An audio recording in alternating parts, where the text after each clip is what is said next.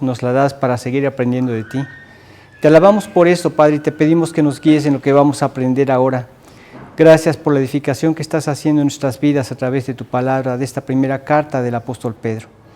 Síguelo haciendo, te lo pedimos a través de Cristo Jesús. Amén. Sí, es una carta preciosa que, como ahorita ya en la parte final, después de haber estado exhortando a la gente que estaba ubicándose en diferentes lugares, padeciendo injusticias, en que es lo que podríamos decir que distingue esta vida, ¿no? Padecemos constantemente injusticias, y ellos iban huyendo y por algo que los habían inculpado, y entonces necesitaban el aliento de parte del Señor a través de sus apóstoles. Y esto ha sido necesario vez tras vez, generación tras generación. Dios nos ve como ovejas que necesitamos esa guía, pero esa guía que proviene de Dios a través de las autoridades e instancias que Dios nos ha provisto para edificarnos a través de su palabra. Qué hermoso que haya dejado escrito todo en su palabra. ¿Qué hubiera pasado si no lo hubiera hecho, verdad? Es como jugar al teléfono descompuesto. Uno recibe un mensaje acá y después de 15 personas ya se recibió cualquier otra cosa menos el mensaje inicial. Dios tuvo cuidado que nos quedara escrito claramente en su palabra el mensaje más importante que necesitaba el hombre.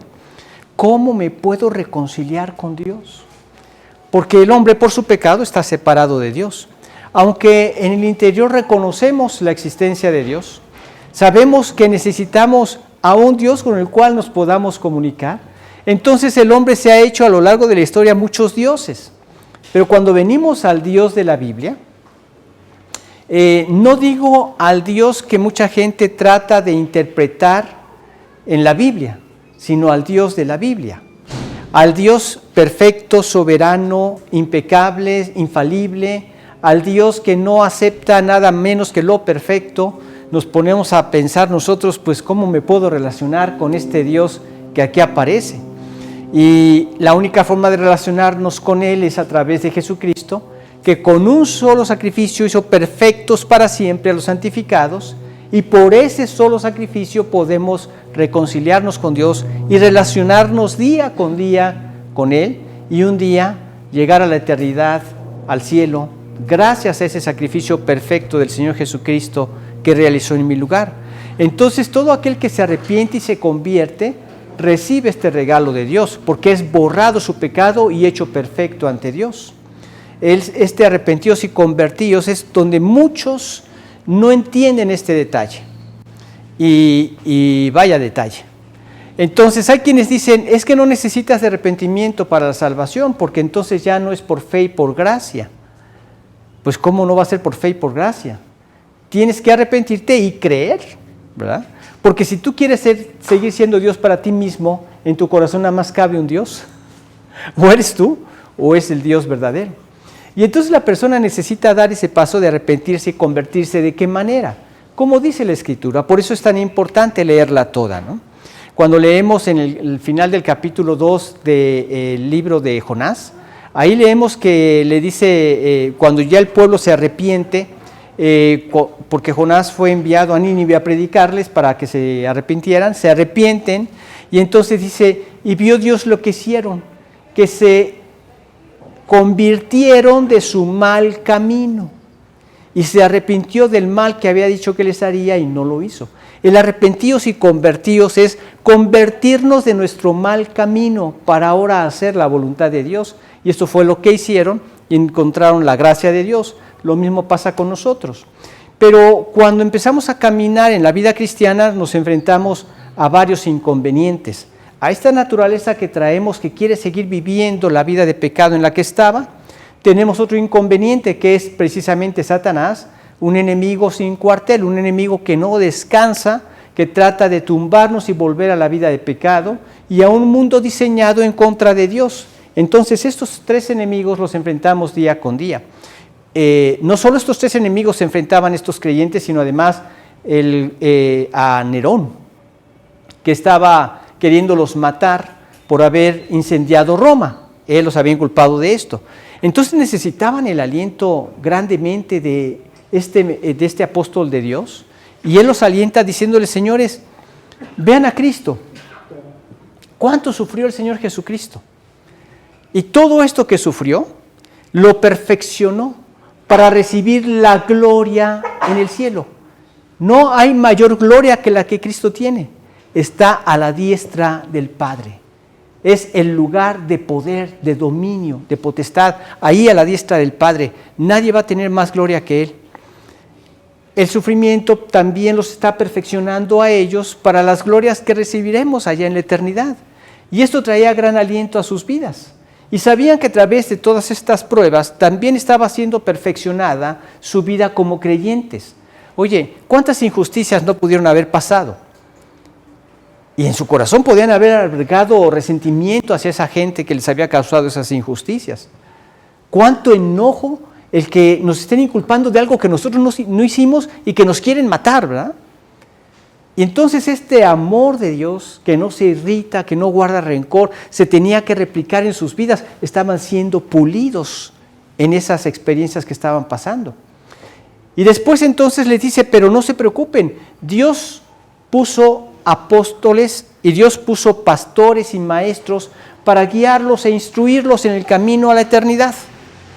Y dice que nos tenemos que apacentar la grey de Dios, le dice a los apóstoles, a los pastores: apacentar la grey de Dios que está entre vosotros, cuidando de ella, no por fuerza, sino voluntariamente, no por ganancia deshonesta, sino con ánimo pronto, no como teniendo señorío de las que están a vuestro cuidado, sino siendo ejemplos de la grey.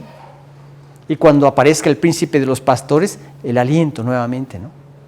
Vosotros recibiréis la corona incorruptible de gloria. Y ahora vamos a ver de los versículos 5 al 7, esto me hizo favor mi hijo de platicarlo la vez anterior, y ahora vamos a ver de los versículos 5 al 7, que nos exhorta a vivir en humildad y en sujeción unos a otros. Pero vemos que para el mundo esto es totalmente inaceptable. Hoy podríamos decir que la autosuficiencia y el orgullo son virtudes, ¿verdad? Los consideran como virtudes. Pero para Dios la grandeza se encuentra no en esas cosas. La grandeza se encuentra en la humildad y en la sujeción. Ahora, escuchen bien esto. Esto no está en nosotros. Nuestra carne es totalmente lo opuesta. Precisamente nuestra carne quiere ser autosuficiente y orgullosa. Así es nuestra carne. Lo que para Dios realmente tiene valor y tiene grandeza es la humildad y sujeción que se adquieren en el desarrollo de la vida cristiana. Esto lo desarrolla el Espíritu, y de lo cual vamos a platicar en esta mañana, cómo lograrlo y por qué Dios nos pide estas cosas, ¿verdad? Vamos a leer, si fueras tan amable, Yasmín, los versículos del capítulo 5, 1 Pedro 5, del 5 al 7. Igualmente, jóvenes, estad sujetos a los ancianos, y todos sumisos unos a otros, revestidos de humildad, porque Dios resiste a los soberbios y da gracia a los humildes. Humillaos, pues, bajo la poderosa mano de Dios, para que Él os exalte cuando fuere tiempo, echando toda vuestra ansiedad sobre Él, porque Él tiene cuidado de vosotros. Qué pasaje tan cargado de enseñanza y de poder de Dios, porque aquí nos dice: igualmente, jóvenes, estad sujetos a los ancianos. Esto es lo primero que nos pide, sujeción. Ahora, les digo, realmente esto no está en nosotros. El hombre por naturaleza es rebelde, se opone a la autoridad, se resiste a sujetarse a la autoridad. Eso es lo que vemos en nuestra naturaleza, por lo cual nosotros tenemos que pedirle a Dios que nos dé la gracia de tener esto que para Él es grandeza, esto que para Él es una virtud. Por favor, Señor, prodúcela en mí, porque yo reconozco cómo soy. Soy rebelde, me resisto. Aquí dice que tenemos que sujetarnos a los ancianos. ¿Quiénes son los ancianos? Son precisamente los líderes espirituales de la iglesia. Ahora, ¿son los líderes encargados de enseñorearse de la gente? Tantito antes nos dice no teniendo señorío de los que están a vuestro cuidado, sino siendo ejemplos de la grey. Son líderes espirituales de la iglesia, pero muchos tenemos el concepto de liderazgo como de alguien que manda, alguien que se impone, alguien que la gente tiene que estar sumiso a él, pero a través de una, a través de una dictadura, podríamos decir. Ese concepto es completamente errado. Cuando Dios nos habla acerca de autoridades, hay que entender esto. Primero, tenemos que entender para qué nos dejó esas autoridades. Es para el gobierno de la iglesia y para el equilibrio en su iglesia. Pero todo tipo de autoridad que Dios pone en la Biblia, llámese el esposo, que debe ser la cabeza de la esposa, llámese el jefe del trabajo, llámese el presidente de una república, quien quiera que esté en autoridad, la autoridad no es para imponerse, la autoridad no es para exigirse, la autoridad es para ganarse, ¿sí? Ganársela a través del ejemplo. Aquí dice, no como los que...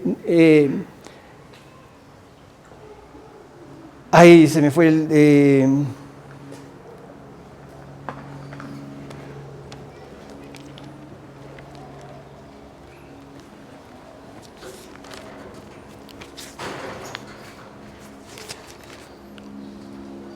no como teniendo señorío, se me fue la palabra, no como enseñorearse de los que están a vuestro cuidado, sino siendo ejemplos de la grey. Una vez tuve un problemita de un grupo que entregué al cuidado de otra persona y yo después seguí en otro grupo, y había muchos problemas entre la persona que se quedó en ese liderazgo. Esa persona estaba acostumbrada a en el trabajo que él tenía, a un escalafón muy marcado, parecido a lo que es la milicia, ¿verdad? Entonces, el jefe del escalafón se tenía que sujetar a la otra persona, subordinarse, y si no se subordinaba podía caer incluso en riesgo de hasta perder su trabajo, y así seguían los escalafones. Entonces, él quiso trasladar este tipo de idea a la iglesia que ahora estaba él a cargo. Y entonces había resistencia porque no había un querer atraerlos a través del amor, atraerlos a través del ejemplo, sino imponer lo que está en la Biblia. Así como les he comentado que no debemos agarrar a bibliazos el esposo a la esposa para que se sujete, o la esposa al esposo con cómo debe ser cabeza, etcétera, acá tampoco tendría que ser así, de agarrárselos a bibliazos y decir, mira, tú tienes que sujetarte a mí, sino siendo ejemplos, no como teniendo señorío de los que están a vuestro cuidado, sino siendo ejemplos de la grey. Entonces, vemos que debemos sujetarnos a los ancianos, que son los líderes espirituales de la iglesia. Son creyentes maduros en la fe. ¿Y en dónde se ve su madurez? Cuando leemos las características del anciano en Tito capítulo 1, esto también lo comentó mi hijo la vez pasada que platicó el estudio, dice, por esta causa te dejé en Creta para que corrigieses lo deficiente. Hace falta esto. Y establecieses ancianos en cada lugar, así como yo te mandé. El que fuera irreprensible, marido de una sola mujer, que tenga hijos creyentes, que no estén acusados de disolución ni de rebeldía, porque es necesario que el obispo sea irreprensible. No soberbio, no esclavo del vino. Tiene que ser una persona que ponga ejemplo en lo que hace. Y como les he dicho, Dios no pone diferentes estándares en la Biblia. No podríamos decir que hay un estándar para los ancianos y hay otro estándar para los demás creyentes.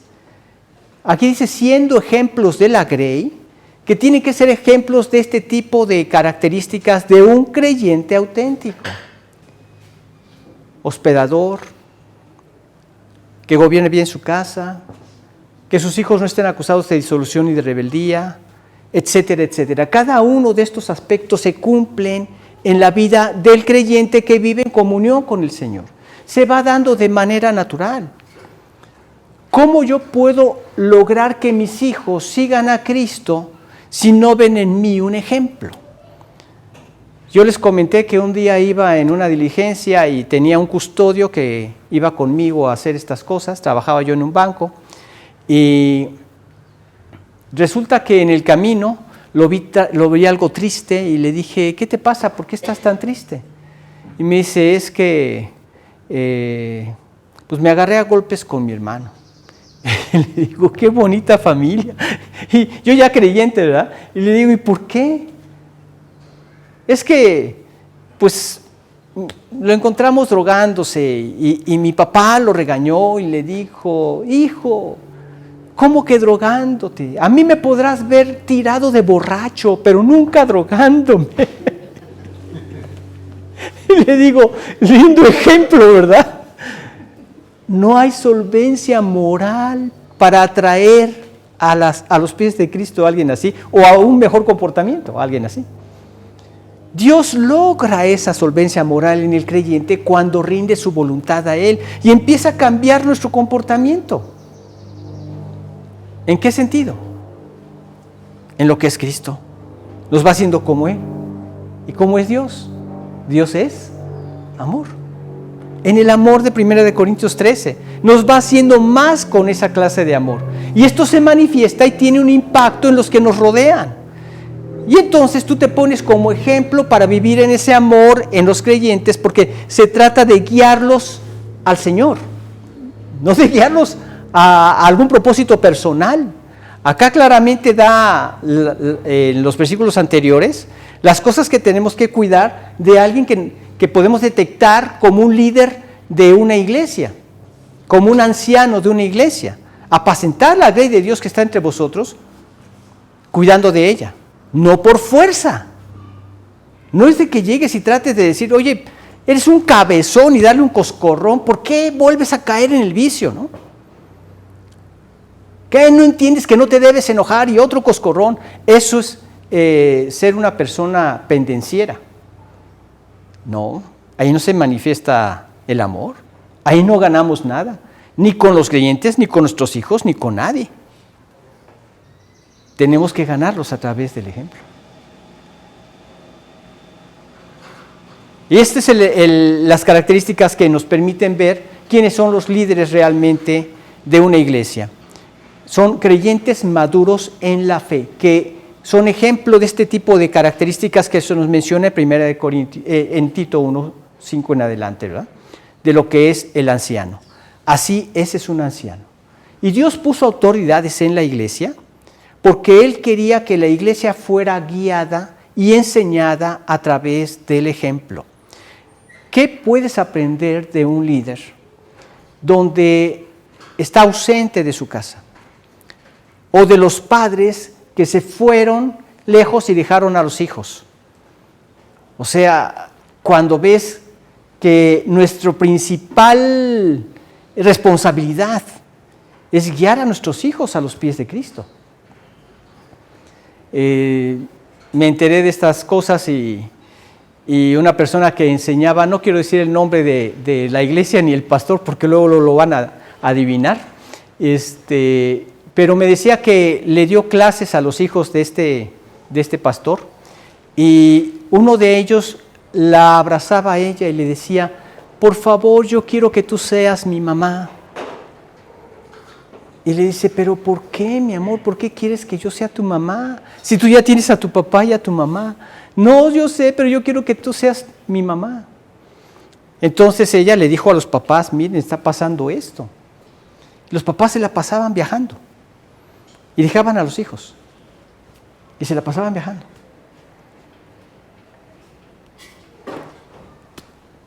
Pasaron muchas cosas después que si se las digo, pues también van a adivinar quién era.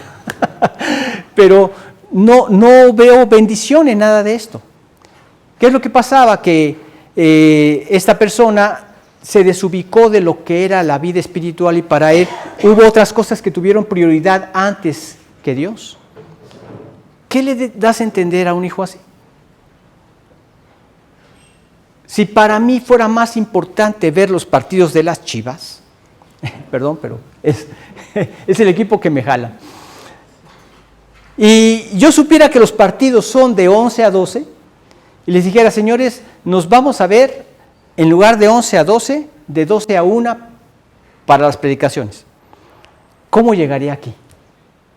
¿Qué les transmitiría a mis hijos? No solo llegaría hablándoles en términos futbolísticos, ¿verdad? Y adaptando el fútbol con lo espiritual, sino que mis hijos verían que entonces Dios no es tan importante. O sea, sí es importante, pero no tanto. ¿Por qué? Porque para mí no lo es. Y trato de enseñarles algo que no está soportado con el ejemplo. Y tiene que ser con el ejemplo. Dios puso autoridades para guiar en la palabra, para guiar en el Señor, para guiar en nuestro comportamiento en la vida. Puso esas autoridades para guiar y para enseñar.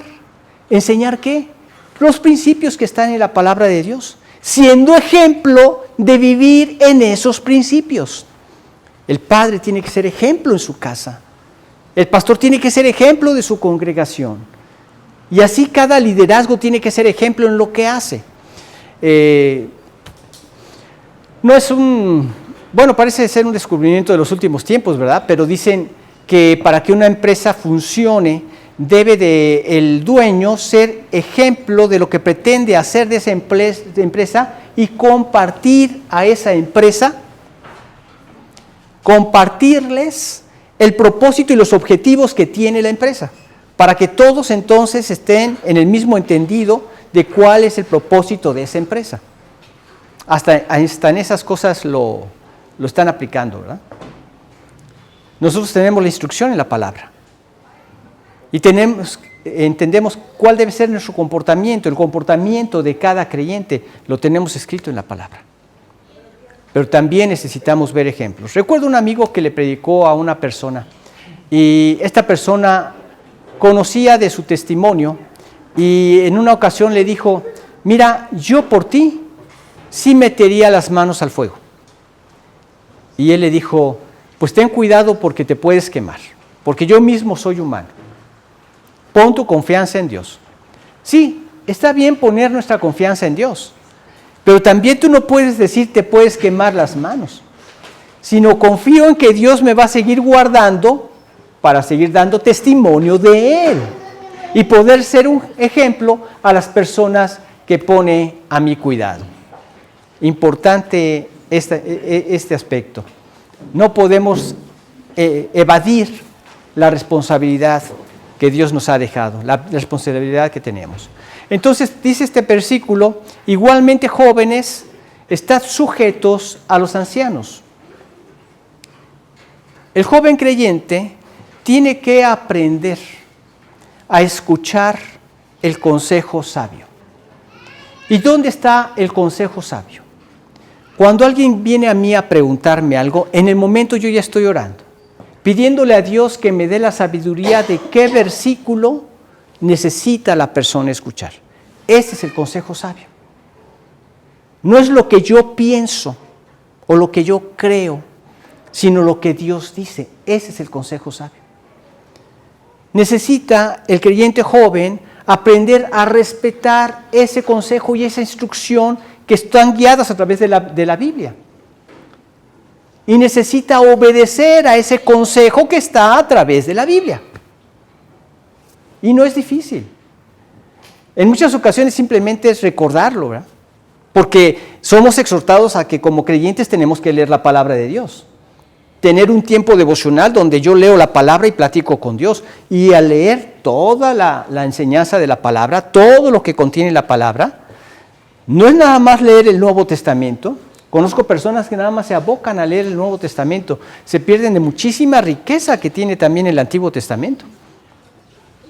Conoce todo el consejo de Dios. Entonces, cuando pide el consejo, a veces nada más es recordar, ¿verdad? Ah, sí, ya recuerdo el versículo. Pues entonces te voy a apoyar en oración para que puedas obedecerlo. Es bien diferente. Pues obedécelo. No. El pastor tiene que ir de la mano con las ovejas. ¿Tienes esa necesidad? Te voy a apoyar en oración. Y vas a ver que Dios te va a dar la victoria. No estás solo. Somos un cuerpo, somos una iglesia. Estamos orando unos por otros y vamos a ver el poder de Dios para ayudarte y sacarte adelante en ese problema. Y así en cada circunstancia que nosotros vivimos como creyentes. El creyente joven tiene que aprender a escuchar, a respetar y a obedecer esos consejos sabios. Y esto es precisamente la sujeción que Dios nos pide. Igualmente, jóvenes, están sujetos a los ancianos, a ese consejo sabio. Y esa sujeción no es señal de debilidad o de falta de carácter o de, podríamos decir, bajar nuestro ego. Más bien es señal de madurez espiritual. Una persona madura está dispuesta a escuchar el consejo. Y yo les digo, si en algún momento yo llego a darles alguna enseñanza contraria a la palabra de Dios, tienes que decirme, Memo, pero ¿cómo no dice la palabra de Dios esto? Yo soy el primero en corregir. Es Dios nuestra máxima autoridad. Y tenemos que ser dóciles para ser instruidos a través de su palabra. Entonces, este es el primer punto, ¿verdad? Igualmente, jóvenes, están sujetos a los ancianos y sumisos unos a otros. Vamos a volverlo a leer. ¿Quieres leer el 5:5? Igualmente, jóvenes, estad sujetos a los ancianos y todos sumisos unos a otros, revestidos de humildad, porque Dios resiste a los soberbios y da gracia a los humildes. Y todos sumisos unos a otros. Es decir, los creyentes a los ancianos, aunque aquí les llame jóvenes, en el contexto que estamos estudiando, no se refiere a jóvenes nada más en cuanto a edad, sino también a jóvenes en cuanto a la fe, a creyentes de la congregación que son instruidos y guiados por un anciano. Igualmente, jóvenes, está sujeto a los ancianos, y todos sumisos unos a otros, los jóvenes a los ancianos y los creyentes entre sí. Es que fíjate cómo sería diferente todas nuestras relaciones cuando maduramos en la humildad y en la sujeción como creyentes. Por principio de cuentas, se reducirían en un 50% los problemas en los matrimonios. ¿Por qué digo en un 50%? Porque dice las casadas estén sujetas a sus propios maridos como al Señor, ¿verdad? Entonces ya un 50% se ahorrarían los problemas. Pero luego dice sumisos unos a otros. No significa que la mujer es un cero a la izquierda, por favor nunca lo vean así. Para un hombre es valiosísima la opinión de su esposa. Y más cuando la esposa te alienta a través de la palabra y te dice, mira, tienes que recordar este versículo. Ay, sí, mi amor, apóyame en oración para que Dios me dé victoria en esto y pueda llevar a cabo su voluntad, sujetándonos sumisos unos a otros.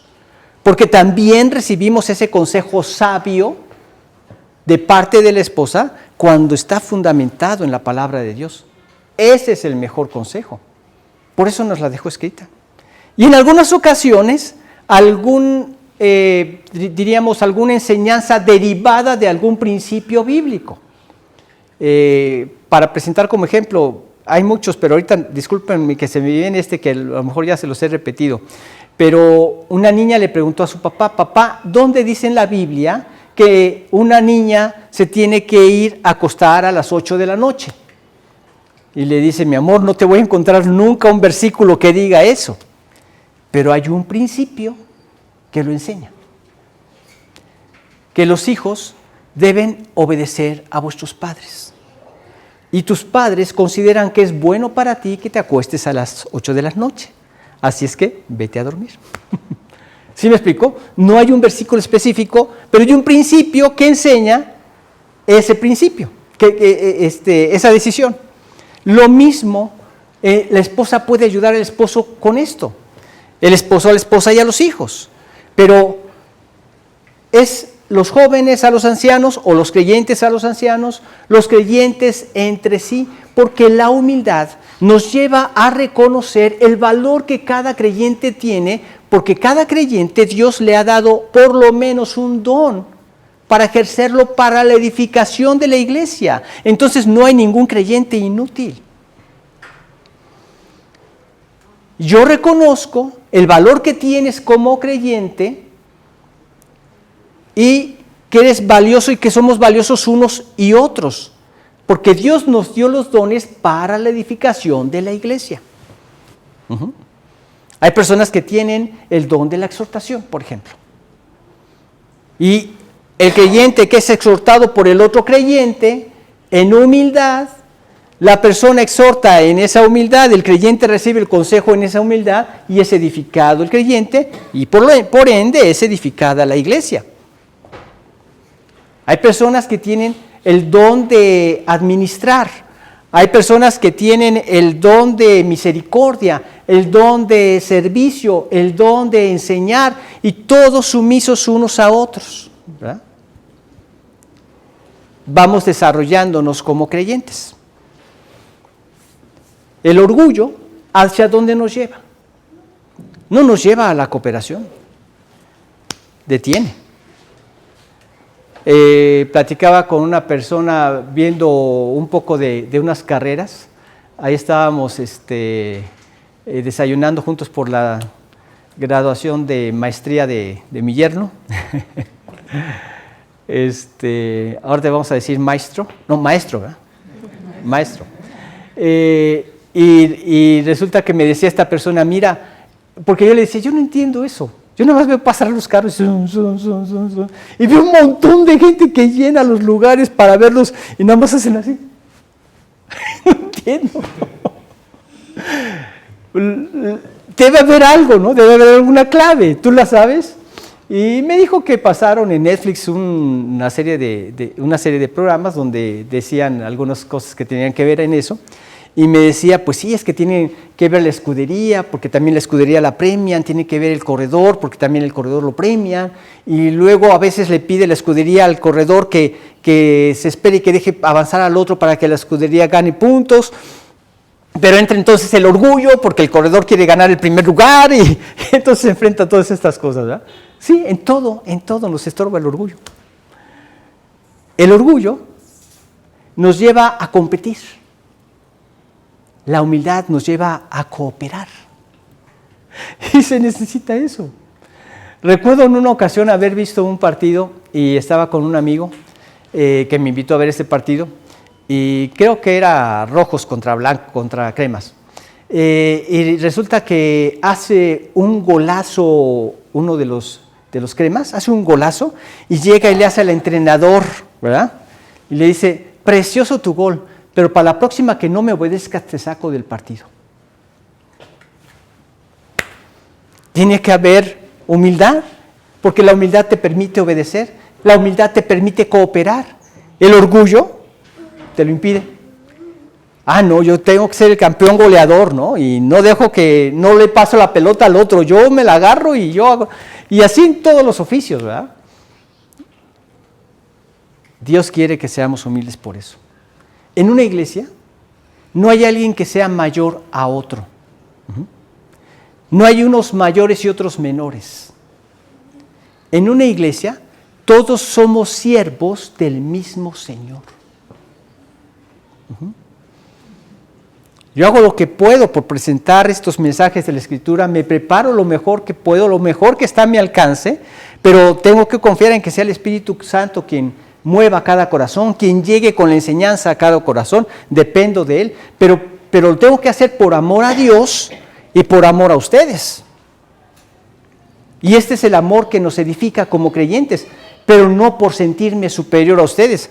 Esto podrían verlo si yo les dijera, tienen que hacer lo que yo digo. Jamás van a escuchar esto de mis labios. Tenemos que hacer lo que Dios dice, esto sí, y a cada rato. Porque esto es lo que bendice nuestras vidas. Somos llamados a ser diligentes en esto, a obedecer al Señor. Fíjense muy bien, ¿hasta qué grado es para Dios importante la humildad? que Él mismo la ejemplificó.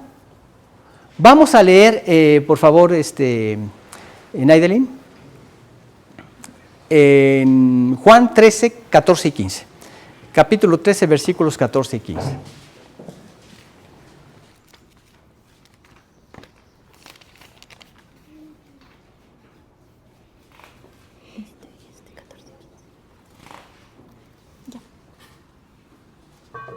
Pues si yo, el Señor y el Maestro, he lavado nuestros pies, vosotros también debéis lavarlos los pies los unos a los otros. Porque ejemplo os he dado para que como yo os he hecho, vosotros también hagáis. ¿Quién lo hizo? ¿El Señor?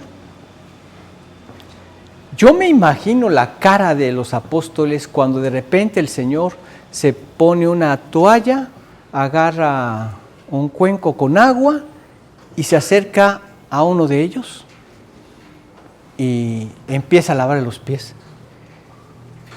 Imagínate la impresión, porque sabían quién era Él. ¿Se acuerdan? ¿Quiénes dicen los hombres que soy? Unos que Elías, otros que algunos de los profetas, otros que Jeremías. ¿Y ustedes? ¿Quién dice que soy yo? Tú eres el Cristo, Señor. Lo dijo Pedro como portavoz de lo que pensaban todos ellos, pues por eso eran sus seguidores. Tú eres el Cristo, el Hijo de Dios que has venido al mundo. Tú eres. Y el Cristo, Dios, lavándoles los pies a los apóstoles. ¿Qué dijo Pedro? No, Señor, estos serán unos irrespetuosos. Pues casi, no lo dijo, pero casi que lo decía, ¿verdad? ¿A mí no me vas a lavar los pies? Tú eres Dios, ¿cómo vas a lavar los pies? Te acabo de confesar que eres Dios, ¿cómo vas a lavar los pies? Si no te lavo los pies, no puedes tener parte conmigo. Entonces también la cabeza y el cuerpo, váyame todo, ¿verdad? Así era de impetuoso Pedro. No, nada más, el que está lavado, ya está limpio. Ustedes ya están limpios, solo tengo que lavarles los pies. Y esto, para que aprendan ustedes a lavarse los pies los unos a los otros. ¿Quiere decir que algún domingo tendremos que llegar con sandalias para lavarnos los pies? Uñitas bien cortaditas y... Se refiere a servirnos unos a otros. Cuando alguien pone ahí en el chat, por favor oren por mí porque me van a operar de tal cosa. ¿Qué hacemos? Está bien. Señor, cuida a esta persona ya y sigues en tus actividades. O, contrario a eso, Dios, ¿qué pasaría si yo estuviera a punto de ser operado? ¿Cómo me gustaría que mis hermanos en Cristo estuvieran orando por mí?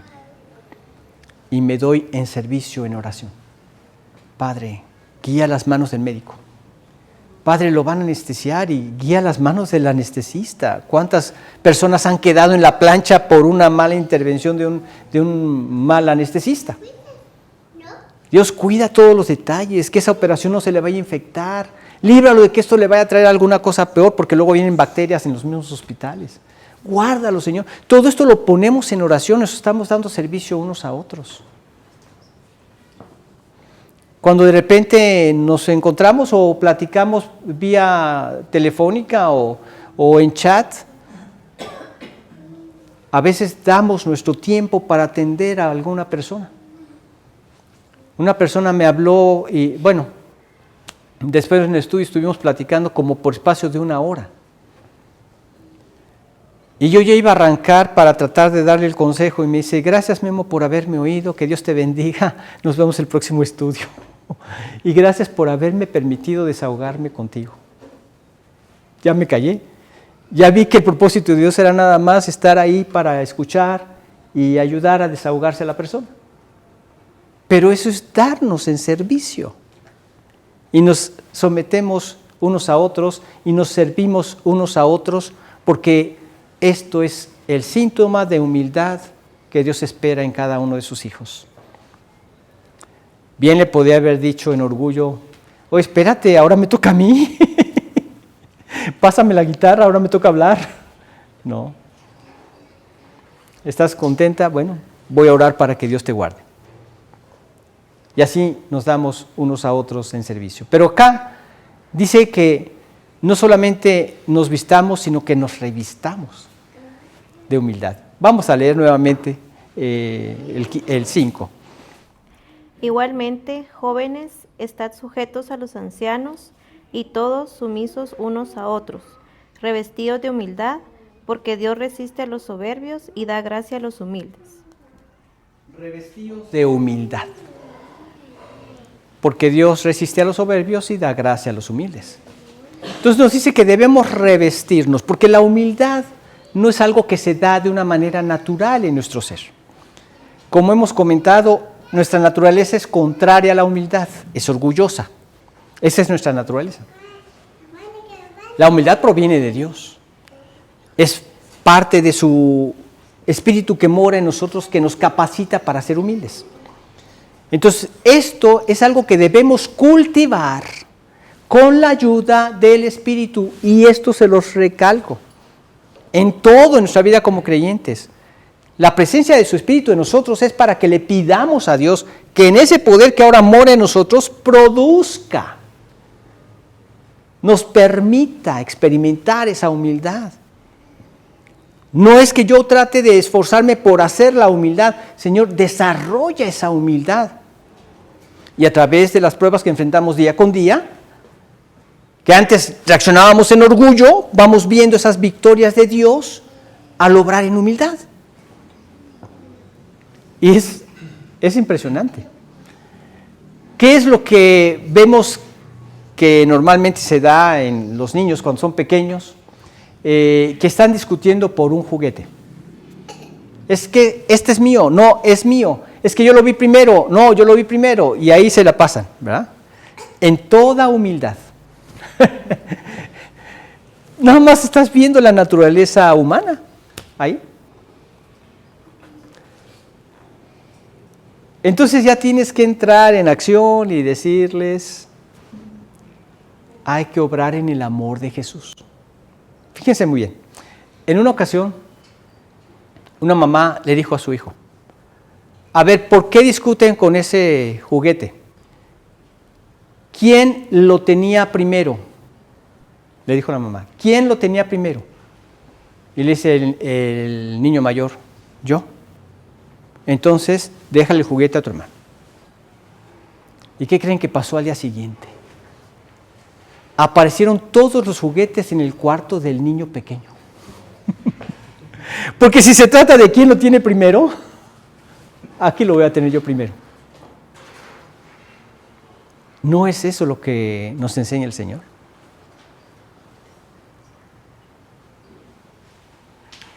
Ahora, esto solamente tenemos que actuar en sabiduría y decirle, Dios, dame sabiduría para ver cómo guiar a mis hijos y llevarlos a aprender algo de ti.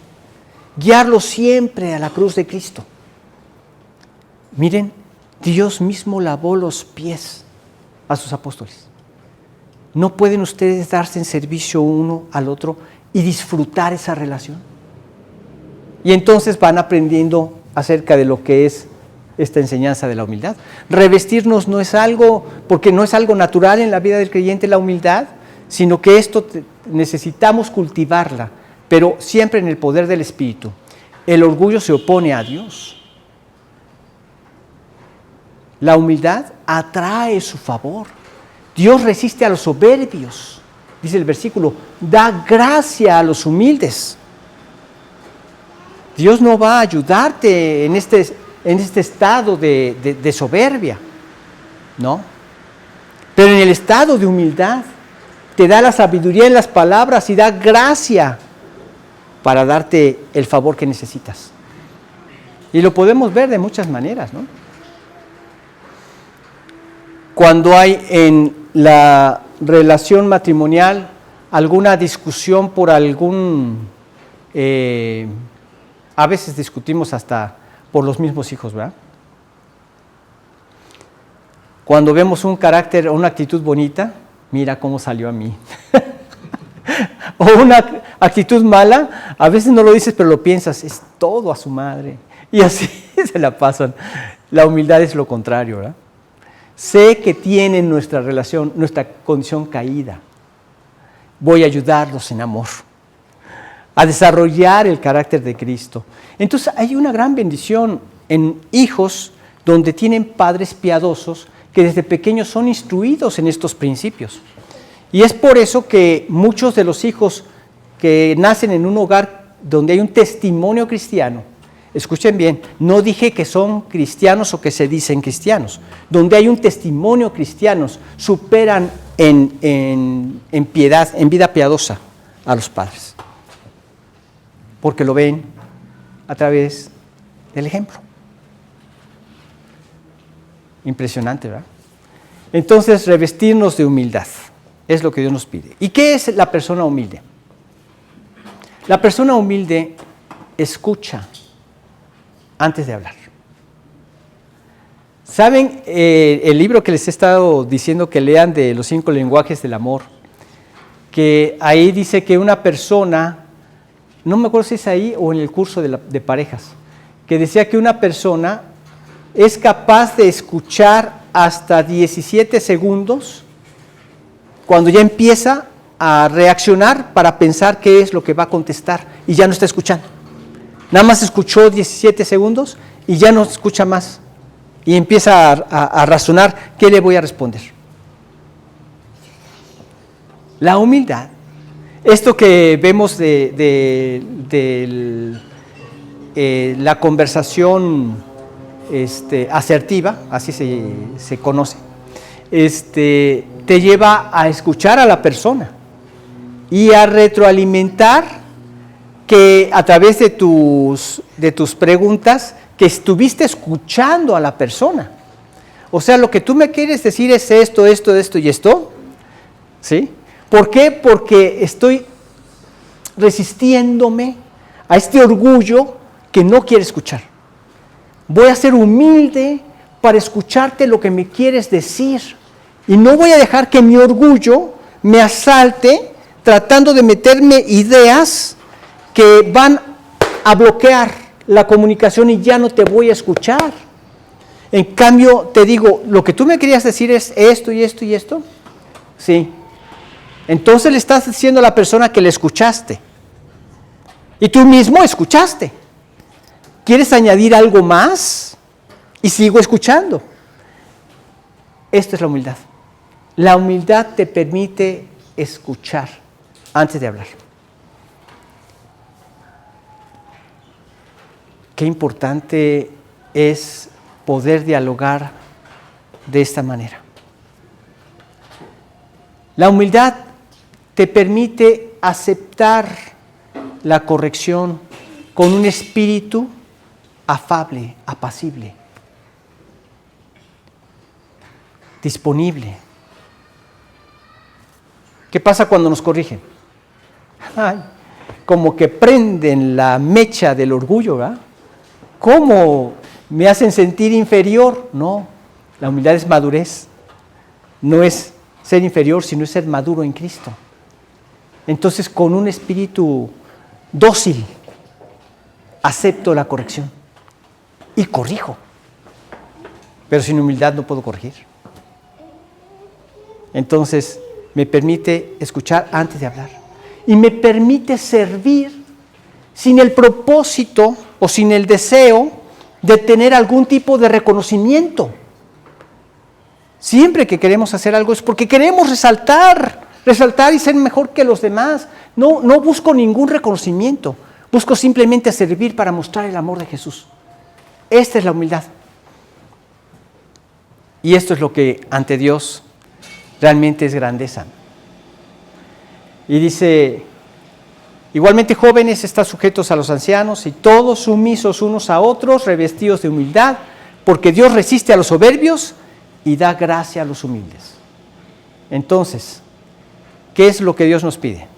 Nos pide sujetarnos a los ancianos, nos pide someternos unos a otros, nos pide revestirnos de humildad y nos pide humillarnos bajo la poderosa mano de Dios. Veamos estos versículos, el 6 y el 7. Si fueras tan amable. Humillaos, pues, bajo la poderosa mano de Dios, para que Él os exalte cuando fuere tiempo, echando toda vuestra ansiedad sobre Él, porque Él tiene cuidado de vosotros. Es reconocer la soberanía de Dios. A veces nos resistimos a esto. Cuando tú ves que hay alguna campaña política y no quedó el candidato que tú querías, a veces nos resistimos, a veces hay rebelión, pero ¿qué nos dice la palabra de Dios? Cuando iban a matar a todos los sabios, porque no adivinaban el sueño de Nabucodonosor, él pidió un tiempo para que ellos pudieran revelarle el sueño a Nabucodonosor confiando en el poder de Dios. Si no hubieran creído en el poder de Dios, nunca hubieran dicho esto a estas personas. Pero cuando Dios le revela el sueño a Daniel, él sabía que nada se le ocultaba a Dios. ¿Qué dijo? Él muda los tiempos y las edades, pone reyes y quita reyes, da la sabiduría a los sabios y la ciencia a los entendidos. Entonces, ¿qué no es Dios quien pone reyes y quita reyes? Dios consideró que esta era la persona que necesitaba este pueblo, pero Dios siempre todo lo ve con una perspectiva eterna. No debemos dejar de ver esto, ¿sí? Porque a veces nos dice esto, este nos va a hundir más, este nos va a llevar a la ruina. Pero ¿qué sabes tú si con esto Dios está quebrantando el corazón de ese pueblo idólatra que no quiere venir a los pies de Cristo? Entonces, gracias Dios, porque sabemos que tú quitas reyes y tú pones reyes. Entonces, es reconocer su sabiduría y nuestra necesidad de dependencia en todo momento de Él. Orar sin cesar, ¿recuerdan? Orar sin cesar es eso. Depender en todo momento de Él. Pero ¿cuántas veces actuamos sin haber orado y no vemos el resultado que quisiéramos? Orar sin cesar es eso. ¿Vas a conducir? No te lleva más que unos segundos encomendarte a Dios para que te guarde y para que te permita dar un testimonio correcto. ¿Vas a platicar con el esposo o con la esposa? ¿Vas a pedir aumento de gasto o lo que sea? Pues simplemente primero ora a Dios y vas a ver otro resultado. Y líbrame, Señor, de enojarme, líbrame de irritarme, guárdame lo que voy a hablar. Y ves un resultado diferente. ¿Vas a hablar con el jefe? Pues también, ora antes. ¿Vas a presentar algún examen en el colegio? Ora antes y vas a ver un resultado diferente. En todo, una dependencia constante de Dios. Es eso lo que representa. Porque la mano de Dios representa el poder de Dios. ¿Hay algo que se limite a Dios? ¿Qué dice Lucas 1:37? Porque nada hay imposible para Dios. ¿Lo creemos? ¿Lo vivimos? Nada hay imposible para Él. Representa su poder, representa su dirección. Padre, ¿qué tengo que hacer? Por favor, guíame. Necesito esto, o necesito que me guíes para hacer esto, o necesito que me guíes qué opción tomar, o qué opción comprar, o a dónde vacacionar, o etcétera. Tú puedes dirigirme. Dirígeme hacia donde están las almas que quieren escuchar de ti. Y vemos un resultado diferente. Ese es el corazón de Dios. Y ese es el corazón que va desarrollando en nosotros. Bajo la poderosa mano de Dios. La mano de Dios representa su poder, representa su dirección, pero también representa sus cuidados. Siempre en sus instrucciones vas a ver sus cuidados por tu vida. Siempre. El que el hombre dé su vida por su mujer no es simplemente un capricho divino para poner en juego nuestra capacidad y nuestro orgullo. Él dice, porque el que ama a su mujer a sí mismo se ama. El que da su vida por su mujer ve el resultado de un espíritu afable y apacible en su mujer y uno disfruta esa relación. Porque por otro lado encontramos en el, no recuerdo si es el 25 o 24 de Proverbios, que dice, porque mejor es estar en el rincón de un terrado que con mujer rencillosa en casa espaciosa. Ahí no te amas. Es que esta, no. En una relación siempre hay dos.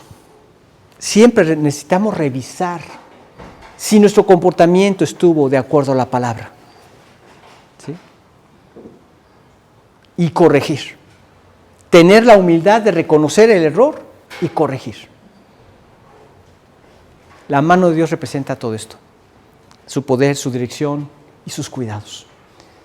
Y Él dice, humillaos pues bajo la poderosa mano de Dios, para que Él los exalte cuando fuere tiempo. Dios resiste a los soberbios, da gracia a los humildes. Dios se encarga de levantar a aquel que se humilló, aquel que decidió someterse a la dirección de Dios, a la respuesta de Dios, a la guía de su palabra. Y entonces, dice, echando toda vuestra ansiedad sobre Él, porque Él tiene cuidado de vosotros. Es muy parecido a por nada estéis afanosos, sino sean conocidas vuestras peticiones delante de Dios en toda oración y ruego con acción de gracias. Y la paz de Dios, que sobrepasa todo entendimiento, una verdadera paz, guardará vuestros corazones y vuestros pensamientos en Cristo Jesús, echando toda vuestra ansiedad sobre Él, porque Él tiene cuidado de nosotros. Estamos bajo la poderosa mano de Dios que nos cuida. Él tiene cuidado de vosotros. Entonces, déjale tu carga, cualquiera que sea. Un niño le dejará una carga de niño. Dios, guárdame, estoy recibiendo bullying, me preocupa esto. Pues vamos a apoyarlo en ese bullying, ¿verdad? Para que Dios le dé gracia y cese ese hostigamiento de esas personas. Han habido casos terribles que se generan con eso. Padre, tengo un compromiso grandísimo, se sale de mi alcance. Dame gracia y sabiduría para cómo desarrollarlo. Toda la carga. Padre, estoy en conflicto con mi esposo o con mi esposa. Que vuelva a reinar tu paz. Toda la carga sobre él. Padre, no llego a completar el gasto. Por favor, provéeme. Toda la ansiedad sobre él. Padre, tengo un problema de salud y no sé ni de qué se deba, por favor, que no vaya a ser Sagitario, cáncer.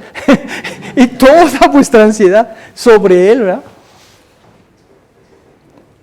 Echando toda vuestra ansiedad sobre Él, porque Él tiene cuidado de vosotros. Es la poderosa mano de Dios. Humillaos, pues, bajo la poderosa mano de Dios, ¿sí? Que representa su poder, su dirección, su cuidado. Dios no quiere hombres altivos. Él busca siervos humildes, siervos quebrantados, que quieren hacer su voluntad. El creyente humilde se somete, está dispuesto a servir sin buscar algún reconocimiento. Y es alguien que confía en Dios y le echa toda su carga al Señor.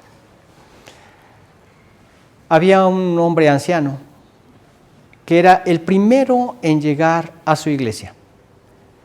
Y lo que él se ponía a hacer era a quitar el polvo de las bancas, a poner los diferentes himnarios y Biblias que hacen en muchos grupos cristianos y a ponerse a orar por cada uno de los miembros que iban a ir a esa predicación. Entonces, cuando vieron esa fidelidad de este señor, que todo estaba listo cuando llegaban y que todo, no se veía la mano, pero todo había sido trabajo de esa persona, poniendo en orden todo y orando por todos, una persona le dice, oiga, siervo, porque así se llaman, yo creo que usted necesita hablar con el pastor para que se le dé un puesto con mayor reconocimiento. Y le dice, Señor, yo no busco ningún reconocimiento. Yo estoy sirviendo a mi Señor. Y no me importa lo que yo tenga que hacer. Cualquier cosa que haga en la obra del Señor, lo hago de corazón para mi Señor. Este es el reconocimiento que yo busco. No es de los hombres, el de Dios. Y es así como lo tenemos que hacer nosotros también, esperando ese reconocimiento que vendrá de la mano de Dios. Es el mejor reconocimiento. La mano de poder, de dirección y de cuidado. Vamos a hacer una oración para terminar. Padre, realmente reconocemos tu poder y a través de tu palabra nos regocijamos al verlo, porque no hay otro poder superior al tuyo, Señor. Porque nunca en la historia se ha podido ver algo superior a lo que tú has hecho. Nunca en la historia se ha visto que alguien abra las aguas para pasar todo un pueblo. De aproximadamente se calculan 2 millones de personas, pisando tierra seca con 2 muros de agua a su derecha y a su izquierda. Más que tú, Señor. Nunca jamás he escuchado de un hecho tan portentoso, atendiendo tú a la petición de un hombre para que se detenga el sol y la luna casi por un día entero. Solo tú, Señor. O dándole el poder a un hombre para vencer a alguien mucho más superior y experimentado que él, como lo hiciste con David. O guardando a Daniel de los leones, o aún a Sadrach, Mesach y Abednego, librándolos del fuego cuando fueron arrojados a ese horno de fuego por Nabucodonosor. Nadie más que tú, Señor, y te agradecemos que nos lo hayas dejado escrito para fortalecer nuestras vidas y saber que para ti nada hay imposible. Estas fueron las palabras que tú le dijiste a María al decirle que iba a concebir por obra tuya, Señor, al Mesías, porque nada hay imposible para ti. Permítenos, Señor, hacer caso de esta exhortación que tú nos has dejado en este pasaje. El podernos someter a nuestros ancianos, el podernos someter unos a otros, el revestirnos de humildad y el humillarnos bajo tu poderosa mano, echando toda nuestra ansiedad sobre ti y viendo tus cuidados por nuestras vidas. Síguenos guiando, Señor, a través de esta hermosa carta de Pedro y síguenos motivando a leerla y a estudiarla. Guárdanos para el próximo estudio, Señor, te lo pedimos a través de Cristo Jesús. Amén. Bien, pues estamos en contacto para el próximo domingo. Váyanlo leyendo. Ahí les voy a poner la fecha, se las voy a poner para nuestra cena de discípulos. Creo que estaba para el 13 de diciembre, la del compañerismo. Sí, ¿verdad? Creo para el sábado 13 de diciembre. No sé si se pudiera, don Byron, para el 13 de diciembre, es sábado, en la noche, tener la reunión de fin de año. ¿Sí? Ok. Gracias. Entonces, pues váyanlo poniendo en oración para que pueda ser un tiempo de mutua edificación y aliento. Que tengan un feliz domingo.